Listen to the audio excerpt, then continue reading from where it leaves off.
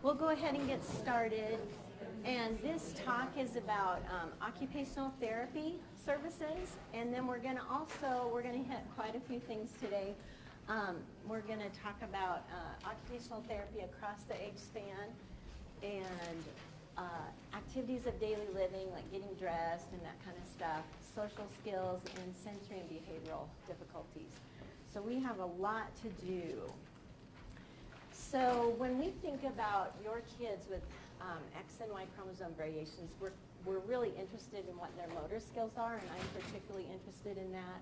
We've done some research on that as well that we'll go over throughout the talk today.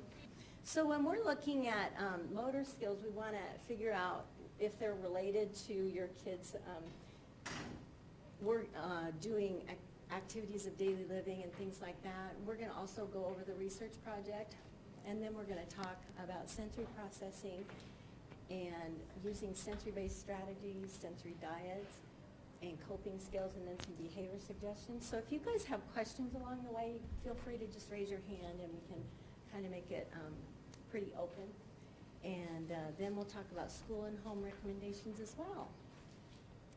So when we look at motor skills, when I think about like an infant, because I bet, who has infants in the room? Okay. And then who has preschoolers? Okay. And who has elementary? Okay. And then adolescents and young adults? Okay. So we're going to try and hit it all if we can. So when we look at motor skills, I'm looking at, in an infant per se, I would say I'm looking at them being able to move and expand on their environment and roll, and we have a role a lot that's really similar to a physical therapist. We're going to look at feeding really well with that. When we get to preschool and elementary age, we're going to look at the pre-scissor skills, being able to write and draw, and then also coordination and balance. And then we'll hit motor planning a lot. And one of the things that I've noticed with all of your kids that you guys have been, it's so nice to have seen them here in the clinic because it helps me to learn about your kids and about the disorder, is that the motor planning is an area of weakness. And so we're going to talk about a lot of ways to hit that for you guys to make things a lot easier. So in the little ones, when we're looking at dexterity skills, and the reason I kind of itemized that one out is because when we did our testing, we learned that the dexterity skills were low in a lot of our guys, particularly, and with the girls with triple X. So really, dexterity skills are something that can, like if you're not going to be able to count change as an adult or to do a repetitive hand task, it's really going to impact you vocationally. And so as occupational therapists, we really work closely on being able to use your fingers in a good way and to be quick about it. So we're looking at the wrist as well. We're looking at sensory play, dressing and fasteners. Opening containers is sometimes challenging for our kids. And then that leads into their ability to do things when they're older. So bilateral coordination, have you guys heard that term at all? Yeah. Okay, you guys are shaking your head. All right, so when we look at bilateral coordination, you're moving one side of your body at the same time as you're moving the other side of your body. So jumping jacks is one. We do, one of the test items is this, and that's always a little tricky for the kiddos, but it's really being able to be aware of which side of your body is doing what at what particular time. Comes into play with scissor skills and stuff like that, stringing beads, being able to do something like in a vocational job where you're, we talked about counting change already, but if you have to move your hands really quickly through grabbing this, grabbing that, carrying it at the same time and walking with it. Do you guys have a Sonic in your area, like one of those fast foods? So I was there earlier today and I was thinking, boy, those people really have really good motor planning. Because they have to be on their roller skates, right? Like the old way, and they have to carry your food and take it to you. So, and then they stop and they get ready to give you your food and they give you your change and all that. So I'm like, look at all those motor planning skills they have to do and all that bilateral. It was pretty amazing. So I'm always weird and looking at things like that with people as well. But when you start to think about what is the motor task that is required of what our kids are going to be doing and whether we're doing it as adults or kids, it really, if you break it down, you kind of start to think, oh, that's a little bit challenging to figure out. So we'll talk a little bit more about that as well. So in the little kiddos that like preschool and elementary age, we're going to begin to look for those skills at school. And those are pre-printing, which being able to do like a circle, a vertical line, a horizontal line, and diagonal lines across and a square. And if you have those forms, and you can do those, then you pretty much have everything ready for handwriting, so they say. So that's something that we'll kind of look at as well. We look at printing, and that is a whole different motor planning with letter formation and stuff like that. But you can teach the kids to do that well, and I put some, this place here, Handwriting Without Tears, I don't know if you guys are familiar with that. Has anybody used that before? Do they? That's awesome. Yeah, so some teachers will use it, some won't, but you know, some teachers have a curriculum for handwriting and some don't. So you want to check with them and make sure that you know, if you do this at home, and you want to make sure that it's going to align with what they're going to learn at school so that it's not confusing to learn one way at home and one way at school. But if your child is having troubles, this is a really concrete way to do it. And this one, TV Teacher, is actually really good as well. It's a little bit more concrete. So it's kind of like, who remembers Mr. Rogers? Okay, it's kind of that way. So, you know, she gets up there and she says, A, letter A, and goes through all that as well. So she helps the kids to, you know, make those symbol and that kind of stuff. I always use a vertical surface to get the wrist and the hand in the correct position for writing. And the reason we do that is just because if you're having difficulty stabilizing your hand, and say your child is writing like this and their arm is elevated, the vertical surface really helps them to be able to press down and use that stability side of their hand. And I'd really like to talk about when we're getting to adolescents and adults. So our guys really, and the girls really benefit from using keyboarding. And we really recommend that as well, because one of the things you want to kind of figure out throughout your child's lifespan is handwriting really something that's frustrating to them? And if it is, you might consider going to keyboarding.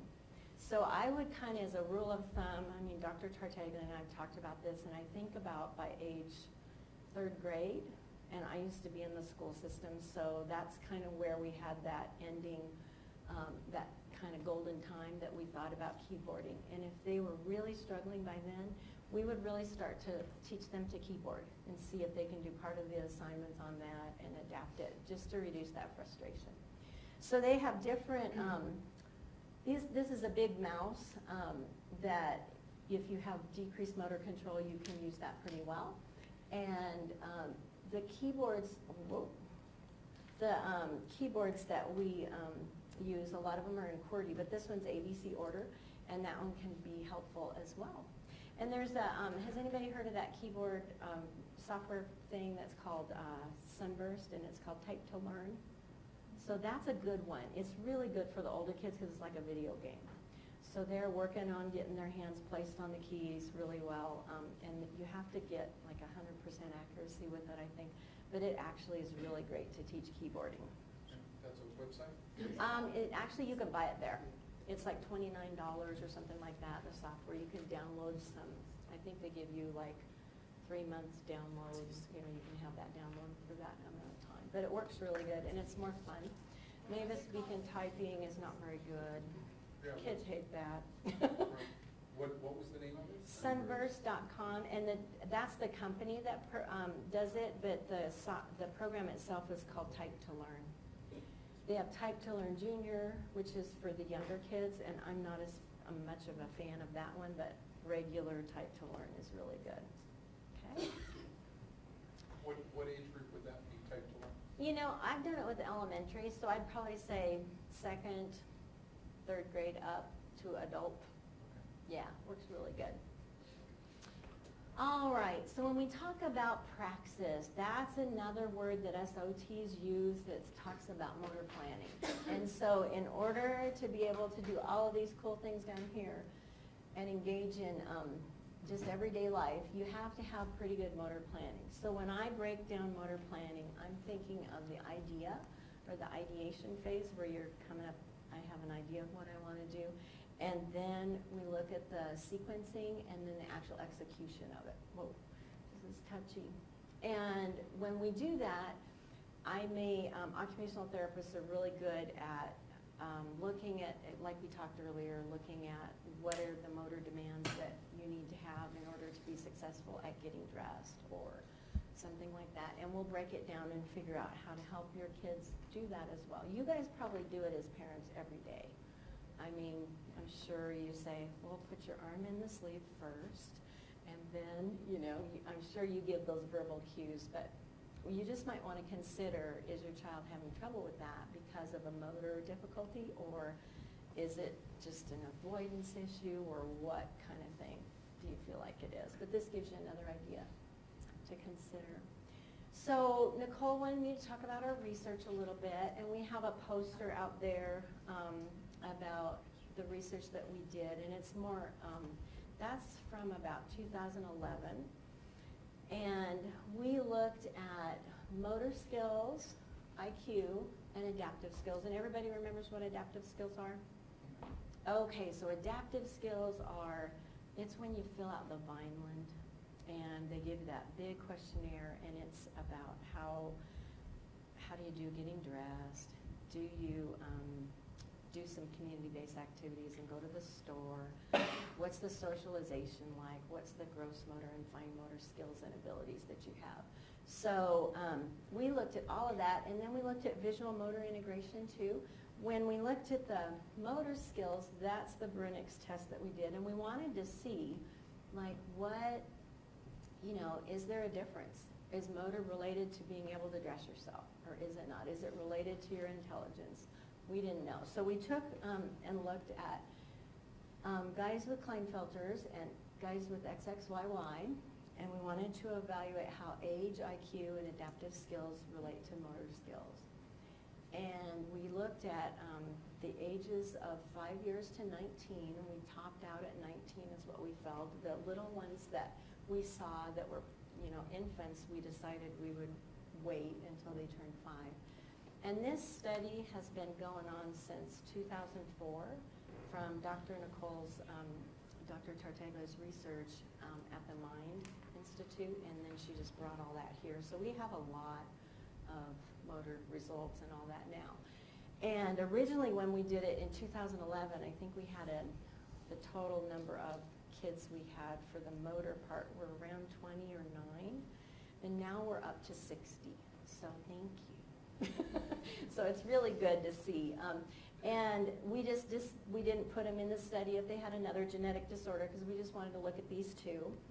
And this is one of the tests that we administered. This is the visual motor integration. So the child or adult has to copy these symbols right here, and they get harder.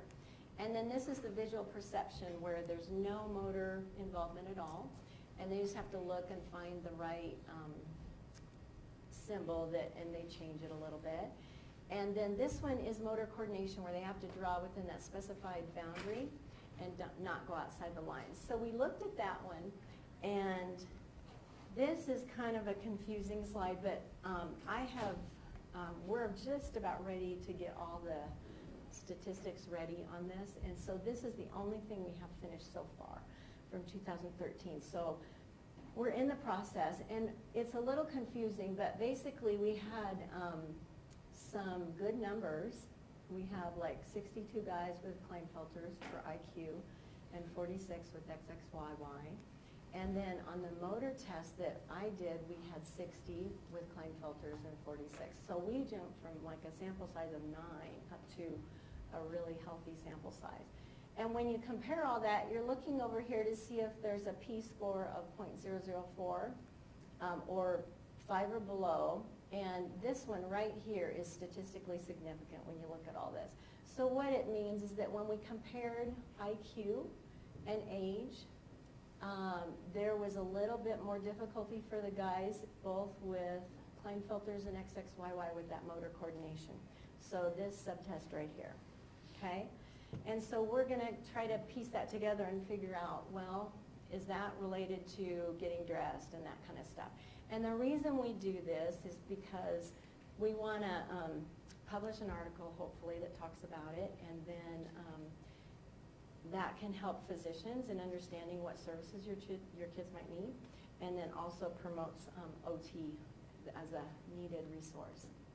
So now we're on to daily routines. And does any of you guys have troubles with your kids getting dressed or anything like that? Yeah. Okay, what do you guys think it is? Is it just that it's hard, they don't want to do it? Ours, button pants, I want button pants. Okay. They get in a shower or bath or something. Okay, Get a fight to get them in, then once you get them in, go back. then it's great, right? Can't get them out. Okay, I hear that a lot. So in looking at that, a lot of times we'll use a visual schedule, and I have copies back there for you guys too. So this is one that is printed off, and you guys can have a copy if you want, and it's just about getting dressed. So we're using a visual format to do that, and we really think that those help out a lot. This one right here is a bedtime routine. Gives you, it can be little kid oriented, or if it's an adult, we can just write it and do it that way. But we want to, using a schedule is easier, and the reason we do that is because it's then expected, and so they can, like this would also be a schedule. So I don't have dressing up here, but say I wanted the child to do writing first, or the adult, I take that off when they're done, and then they got on the scooter board, we take that off. So then they begin to understand that there's a beginning, middle, and an end. And so that's what's really cool about it, because a lot of times they're not sure in their mind if this is gonna take forever, is it gonna end, why do I have to keep doing this, kind of thing. So then you can get a lot of avoidance, and that's something we do as well. So we'll talk more about it. Video modeling, has anybody heard about that? So that's a really good way to do it. If your kids are technologically savvy and they like watching movies, then say the difficulty is tying your shoes or something like that.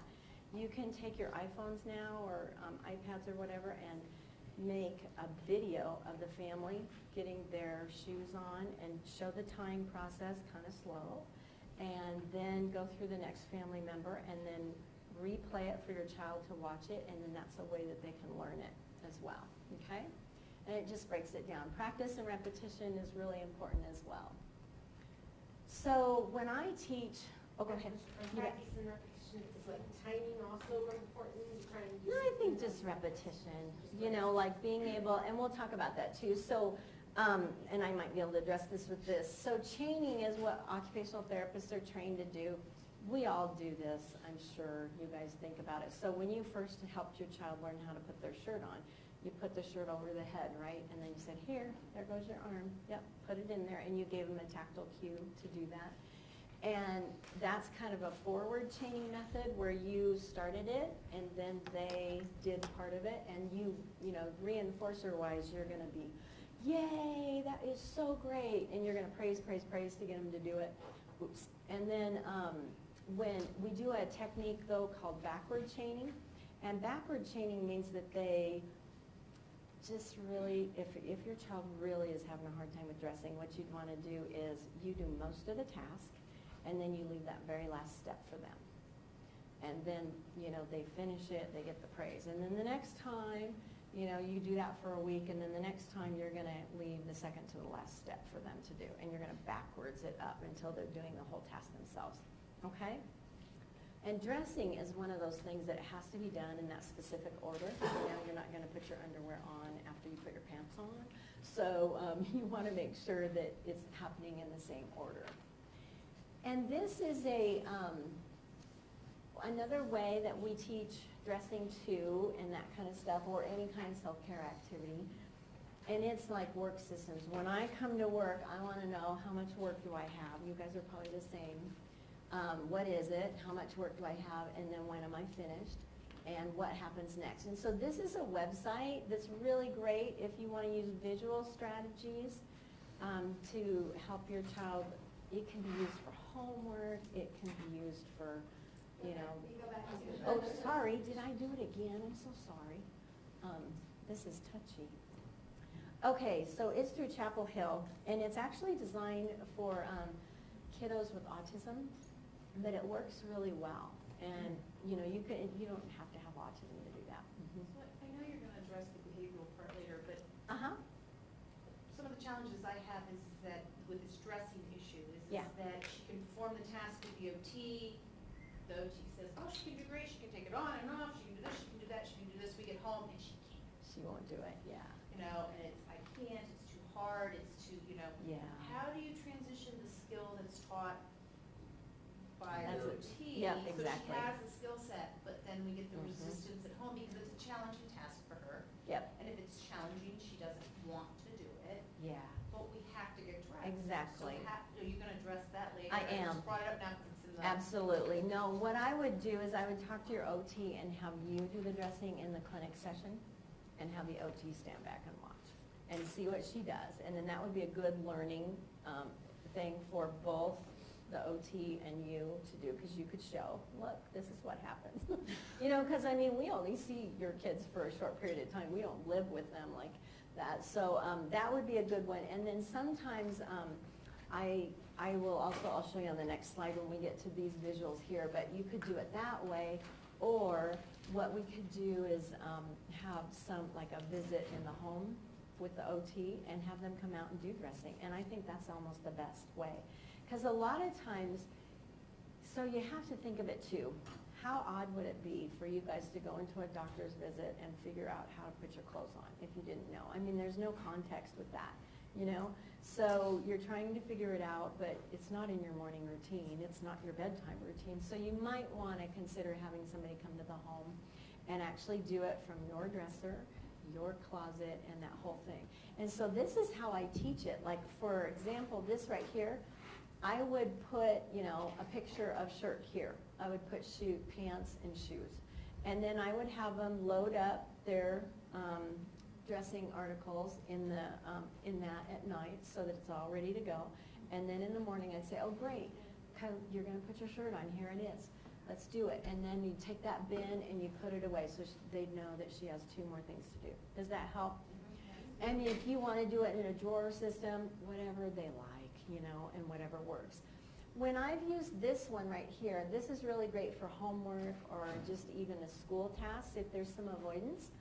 So you want to look at the way that TEACH program works is it's left to right orientation, just like reading. So you want to start with these bins or whatever you want the child to do on the left, and they're going to match a number 1 to that, open it up, do that task or homework activity, and then they put it to the right, and then it's done. So then they open up drawer number 2, it's got something else in there, they're going to finish it up, whoops, and put it to the right as it's done. They know that they are getting to the end, and when they're done, they get like a reward, or at least they get some free time. That's one of the things you can do too. Have you guys ever used like first this, then that? Okay, successful or not? Some days. Okay, so the whole, just to review why you would do that, first this, then that would be if there's a less preferred task that you want your child to do and they don't want to do it, and so they're saying, no, I want to be on computer or whatever, then you'll say, okay, first do this, then you can get the computer. Yeah, the carrot and the stick. Exactly. And my XXY guy does not respond to that. He does not. All he focuses on is the fact that he doesn't get his carrot. And he will shut down and Okay. focus on the fact that I can't get it and I never will. Okay. So then he doesn't even want to start that other No, task. because that's a never ending, and so he'll never get it. Yeah. So it might be that you kind of look back at what the task is that you want him to do ahead of time, and then help him through it. And the way you're gonna, I mean, some of our guys need a lot more support. Right. So you've got to help them with, give them as much support to finish, like say the last step or something like that, praise, now you get it. So see what little bits you can get. Did you have a question? Like break it down. Exactly. That's when I start doing mounting, break it down. Yeah.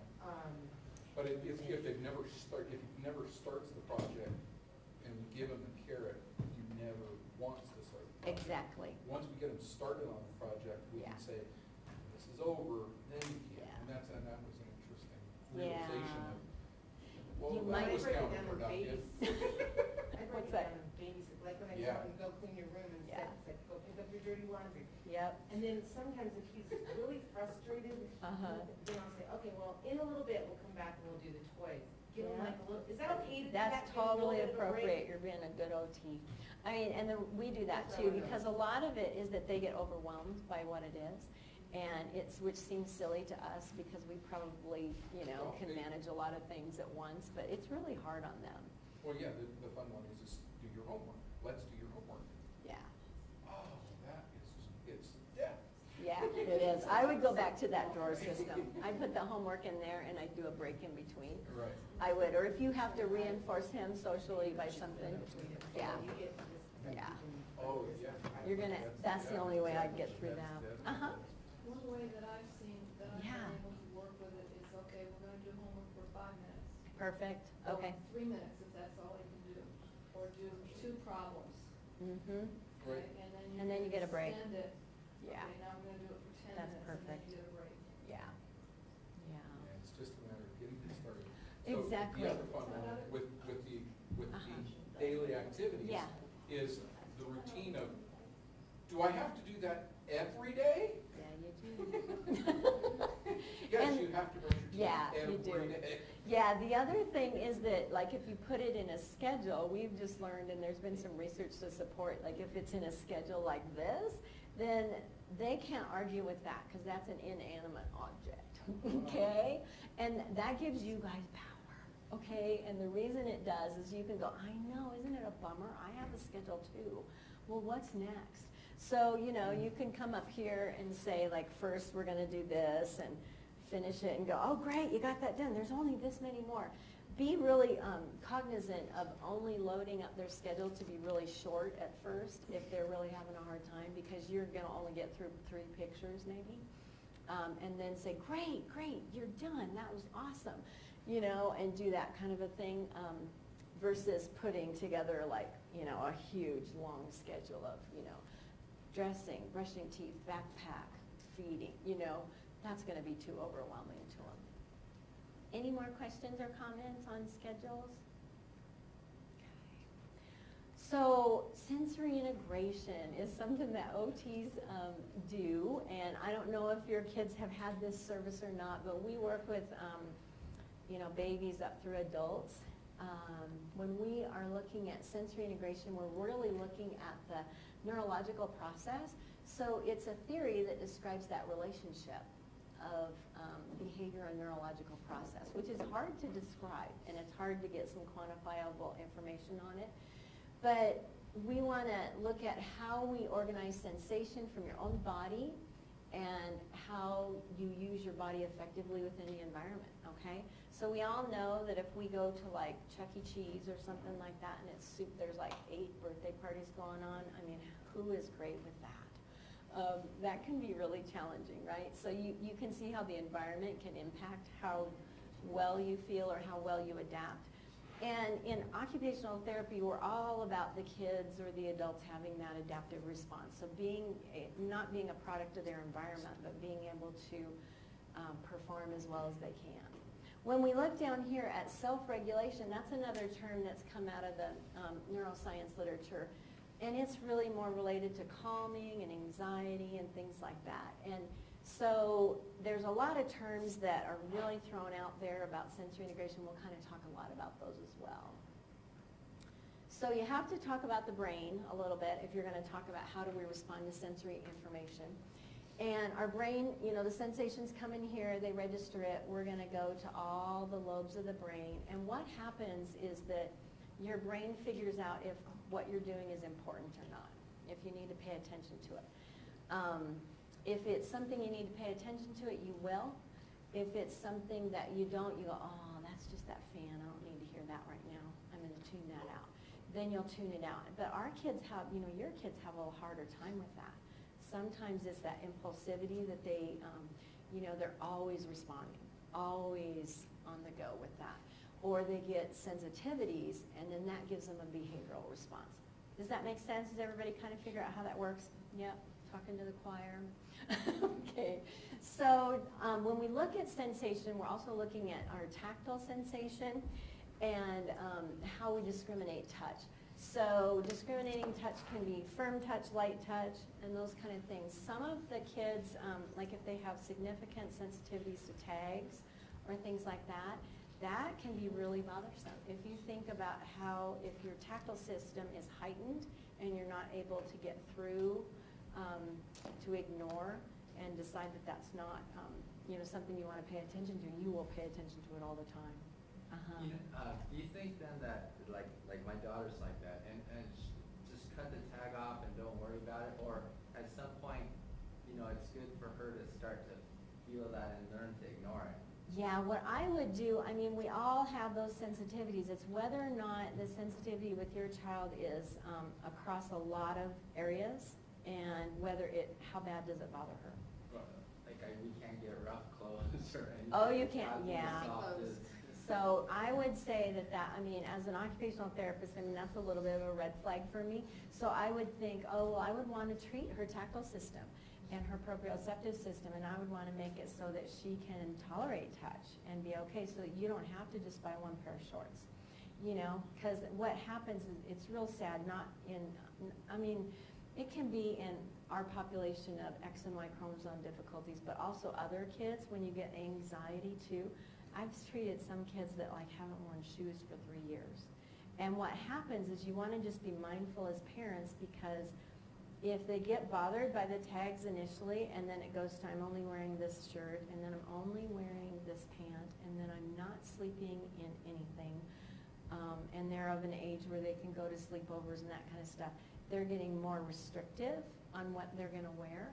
And that can be a real difficult thing. It's very common to hear kids say, or adults say that, my daughter strips when they get home from school because they can't stand their clothes. So I would just treat it and go to an OT and work on that as well. So the proprioceptive system, does everybody know that term? Okay, so that is your muscles and knowing where your body is in space. So if I am holding my arm out here and I close my eyes, I pretty much know it's on the left side of my body. I don't need my vision to tell me. And so your proprioceptive sense is your body awareness. Where are you in space, okay?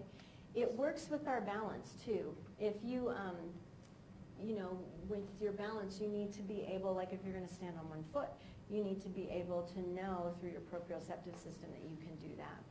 And then grading of your force during play interactions, that's always difficult sometimes. Some of our kids with the sensory challenges will be too rough or really sensitive, and they'll say, oh, so-and-so hurt me, or man, you used so much force, you broke that toy, or something like that. So it can go either way. So it's bad.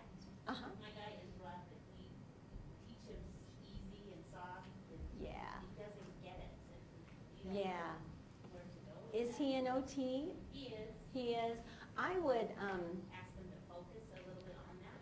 yeah, I would. And what I do is I use a lot of, I don't know if there's a clinic environment that you're going to, or is it in your home? Well, Or most of it is at school, but when we do private, it's at home. okay. So I would do a lot of, you can get a tunnel. Does everybody know what those Lycra tunnels are? I would get something like that for the home and have him go through it, and I put different things underneath it. And the reason I would do that is because he's going to have to learn to grade his pressure. Dads can practice wrestling, and then when you practice wrestling, you're like, okay, we're going to use really, think about your force. And as you give him experiences to work on pushing and pulling and things like that, and heavy work as part of his sensory strategies, it usually just goes away, okay? Usually with me, I don't know. But anyway. Okay, so when we look at the vestibular system, I really care about what's going on in the semicircular canals, because that gives you the ability to maintain an upright posture when you're going to learn. you're looking at movement to angular movement, like if you guys change your head positions, you can do that with me if you want, but you can feel that you're getting different sensory input. If you were to stand up and stand here and then close your eyes, you're going to be working on your proprioceptive and vestibular system if you tip your head down and don't fall over and tip your head back, okay? Because you're going to have to know where you are in space. You're going to know where your middle is and what you can do about that.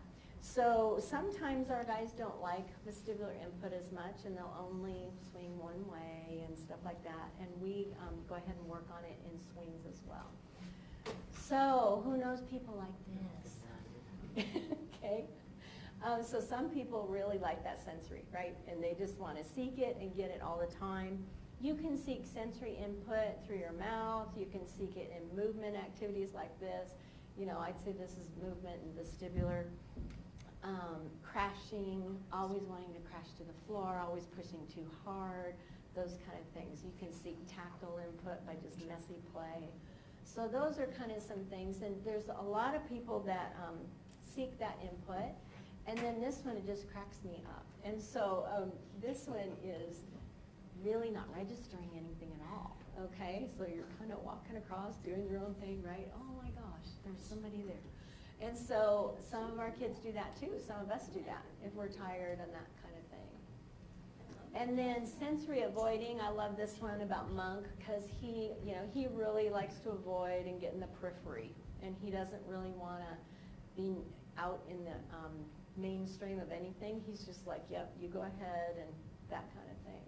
So you can be any of those things, and the point isn't whether or not it's seeking or avoiding or poor registration, but it's, you know, our guys, the biggest thing I know about your kids that I've seen is that it's always variable, and I get that from you guys because you say, well, sometimes it's too, you know, avoiding is the biggest challenge, but then they're hypersensitive with this, and so it's really hard to wrap your head around sometimes.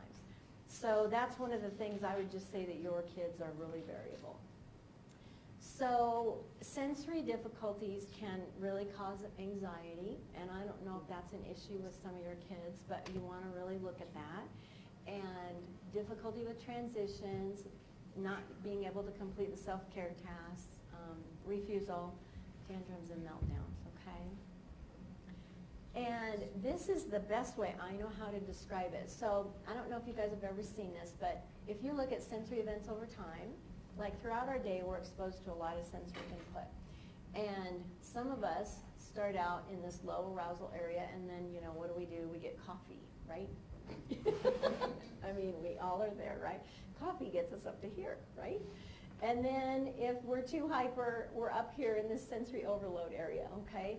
So we can actually have kids that fluctuate from low to high to low to high. And if you look at that, their range of sensory responses is just crazy, right? That's exhausting to do that. So ideally, all of us want to be right here. We're going to have time periods of the day where we're here and that kind of stuff. But when we go up, you know, into there, we want to be able to get back down. And what happens is that sensory events can be cumulative over time. So say there was a hiccup in the morning about getting dressed, and that kind of set your little one off to be a little bit up here. And then say it was a noisy performance at school. Well, now we're really up here.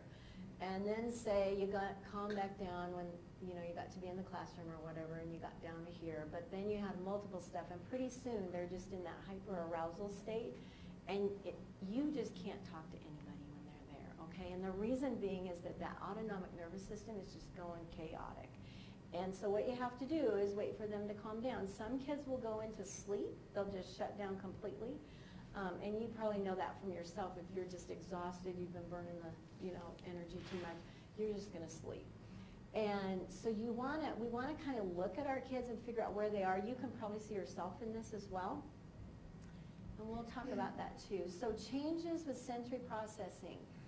So when I look at all the data of all you guys as kids, what I find is that noises are one of them, mostly when they're young, you know, that the noises will bother them, like toilets flushing, that kind of stuff.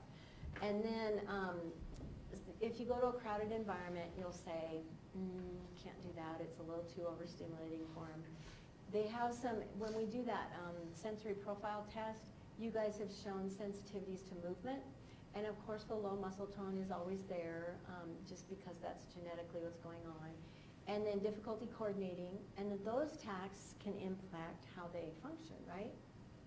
So you want to get with a good OT that can support your child and understand about the sensory input that they need, what works for them, and they can do stuff like creating a sensory diet. You want to look at environmental modifications, like if you support their environment with a visual schedule, with maybe headphones if it's too loud, that kind of stuff, then great. And if that helps, do it, you know? But you kind of want to go there and figure out what area is going to be helpful to your child.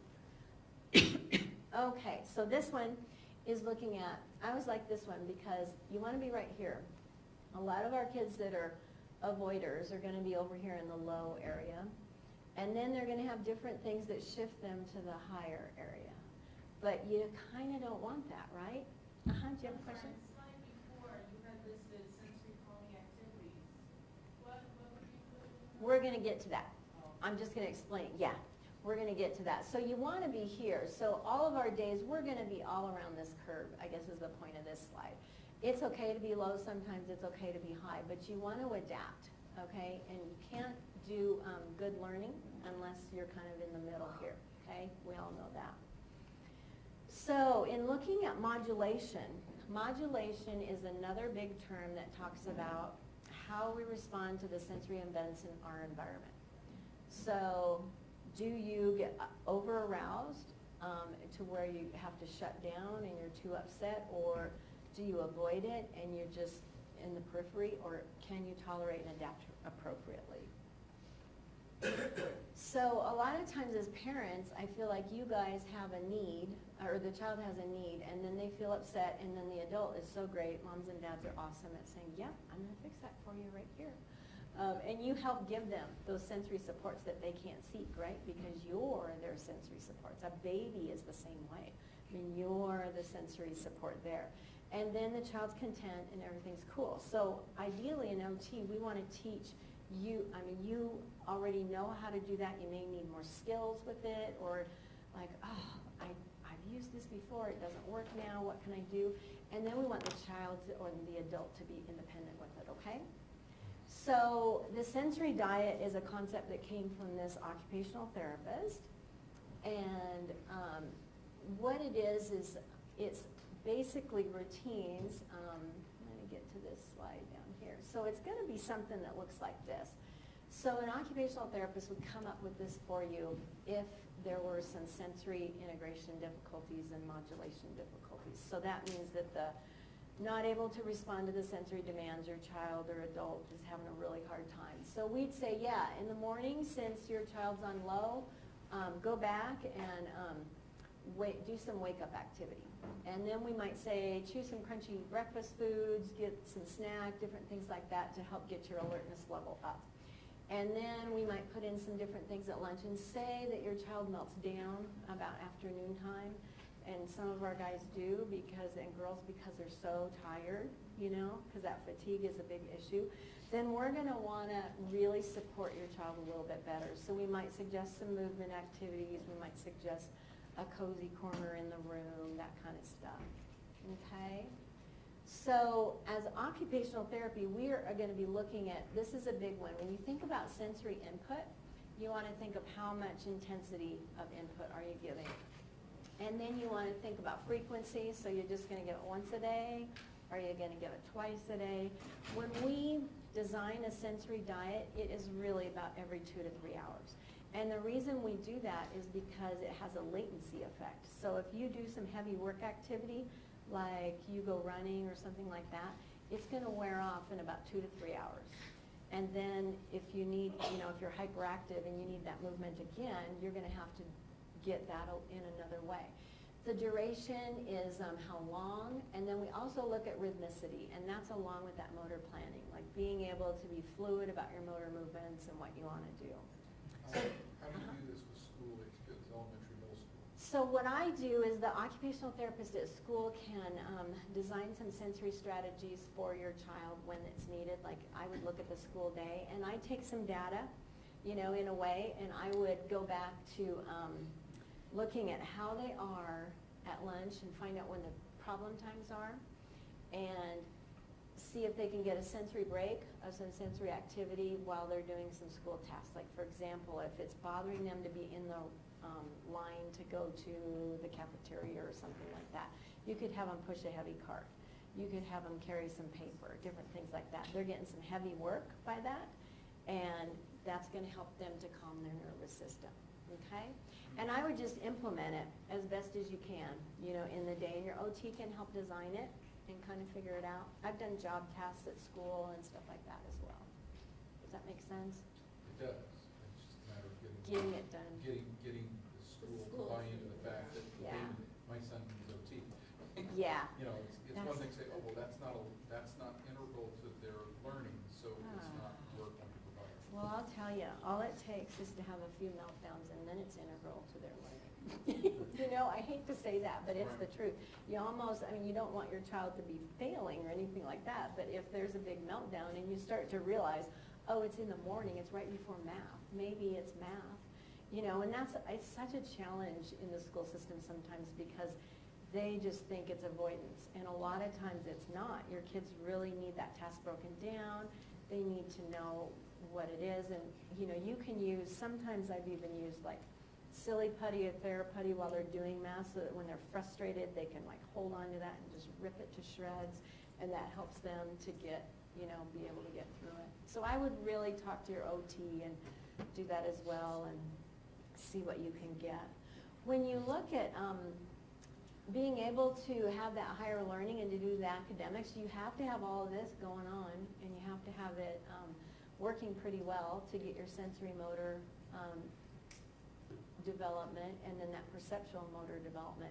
And it's all in that pyramid. And it just really helps to have that working in your kids as well. And these are some sensory things that I've done. I mean, I'll use tactile. Like if your child is a sensory seeker, I would probably provide them with some tactile fidgets, different things like that that can help them throughout the day. Heavy work, that's another term for the proprioceptive input. So pushing a cart, carrying the paper, different things like that.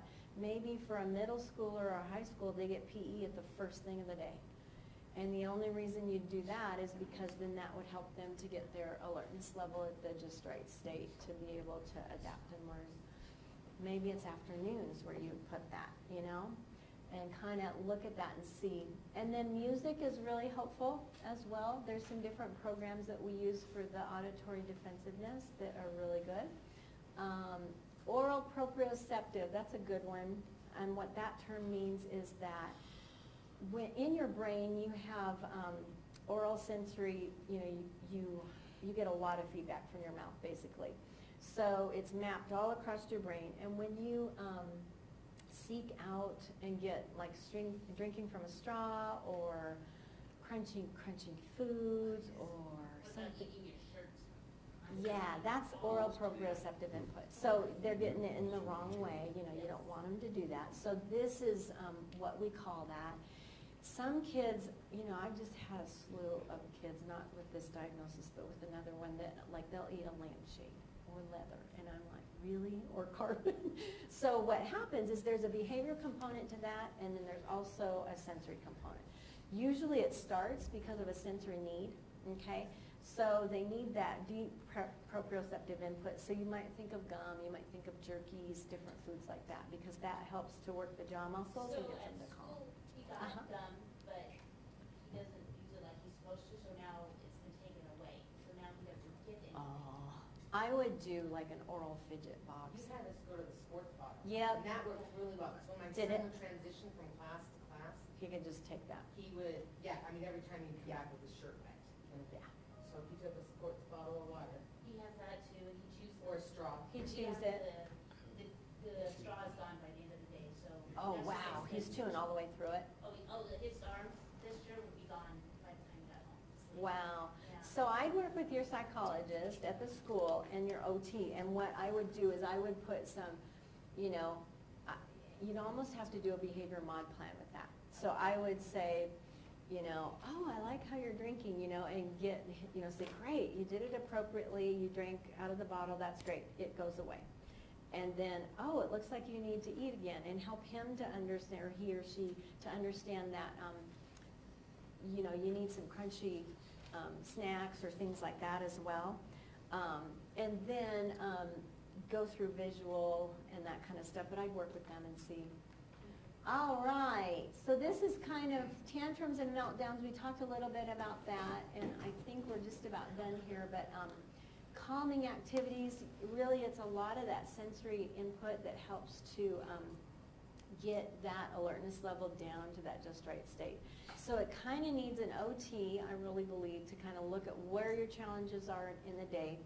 What can we implement as a sensory strategy to help you out during the day, and then implementing it to where your kids can have it, and then seeing if the behavior has changed.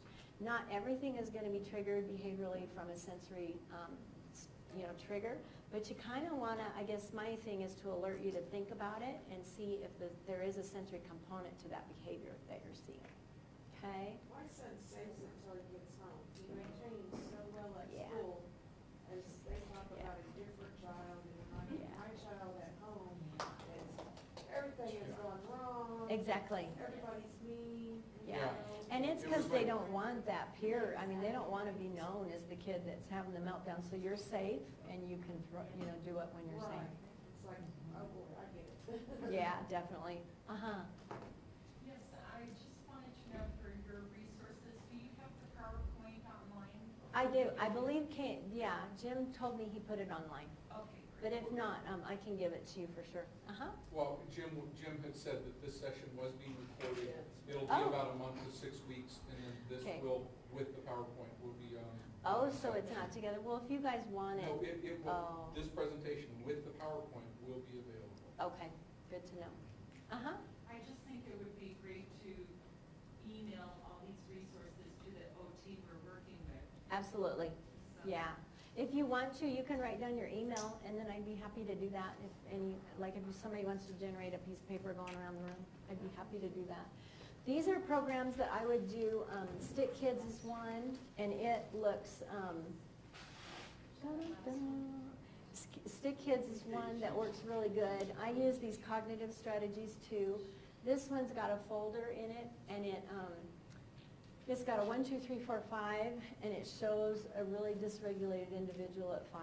And so what I do is I put it on cards, like if your child is, or I'll do pictures, if your child is like, I don't like the lunchroom, or whatever, I'll say, what number is that for you? Can you tell me? And they'll put, maybe it's a 5 for them. If it's a 5 for that child, then I know that is at the top of their,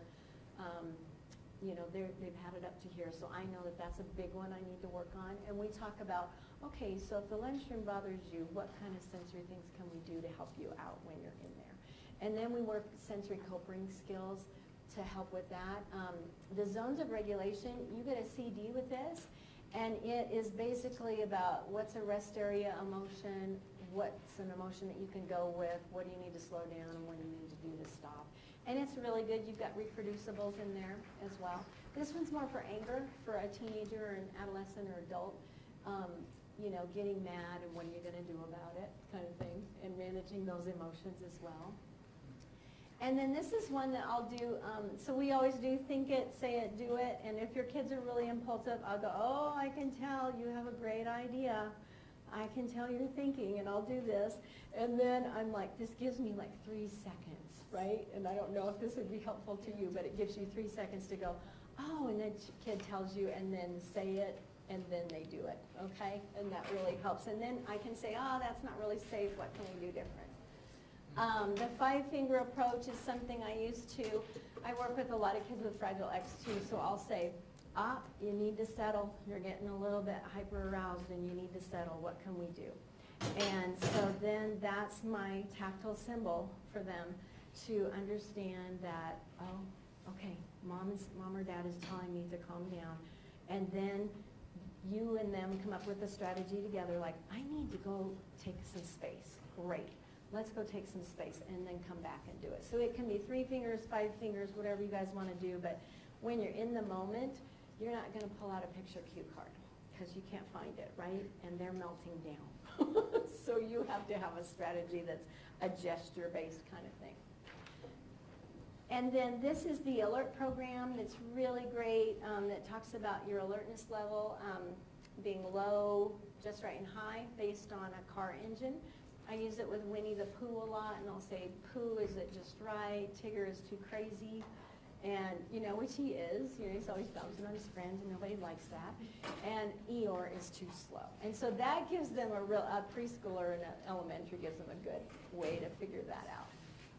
And then we come up with sensory things. So I really believe in education and advocacy for your kids and just trying to figure out what is it. I don't think that that behavior that they exhibit is just behavior. I think that it can be a lot of different things. So you have to unpack it and figure out what's the underlying thing, okay? And that is all. Do you have any questions or anything that we didn't talk about? There's a couple of lists on there. Okay. Thank you. That-